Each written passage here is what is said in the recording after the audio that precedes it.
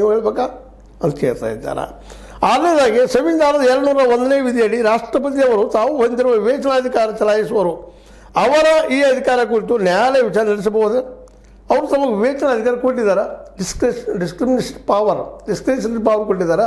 ಆ ಡಿಸ್ಕ್ರಿಮಿನೇಷನರಿ ಪವರನ್ನು ಪ್ರಶ್ನೆ ಮಾಡೋದೇನು, ನ್ಯಾಯಾಲಯಕ್ಕೆ ಬರ್ತದೇನು ಪ್ರಶ್ನೆ ಮಾಡೋದಕ್ಕೆ ವಿವೇಚನಾಧಿಕಾರವನ್ನು.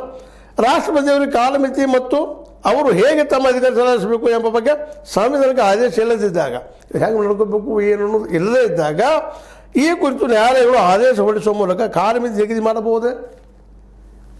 ಸಂವಿಧಾನದಲ್ಲಿ ಇಲ್ಲದ ಪ್ರಸಂಗದಲ್ಲೇ ನೀವೇನು ಮಾಡ್ತೀರಪ್ಪ ಅಂತ ಅನ್ನುವಂಥ ಪ್ರಶ್ನೆ ಮಾಡಬಹುದೇ? 8ನೇದಾಗಿ ರಾಷ್ಟ್ರಪತಿಗಳು ಹೊಂದಿರುವ ಅಧಿಕಾರ ಕುರಿತು ಸಂವಿಧಾನದಲ್ಲಿ ಉಲ್ಲೇಖಿಸಲಾಗಿದೆ. 143ನೇ ವಿಧಿಯಡಿ ರಾಷ್ಟ್ರಪತಿಯವರು ಸುಪ್ರೀಂ ಕೋರ್ಟ್ನ ಸಲಹೆ ಕೇಳಬೇಕಾ? ರಾಷ್ಟ್ರಪತಿ ಅಂಕಿತಕ್ಕಾಗಿ ಮಸೂದೆಯೊಂದನ್ನು ರಾಜ್ಯಪಾಲರು ಕಾಯ್ದಿರಿಸಿದ ಸಂದರ್ಭದಲ್ಲಿ ರಾಷ್ಟ್ರಪತಿಗಳು ಸುಪ್ರೀಂ ಕೋರ್ಟ್ನ ಅಭಿಪ್ರಾಯ ಕೇಳಬೇಕಾ? ನಮ್ಗೆ ಇದ್ದಂತಹ ಒಂದು ವಿಷಯವನ್ನು ರಾಜ್ಯಪಾಲರು ಕಳಿಸ್ಬೇಕಂತ ನಮಗೆ ಹೇಳಿದ್ದೇನೆ.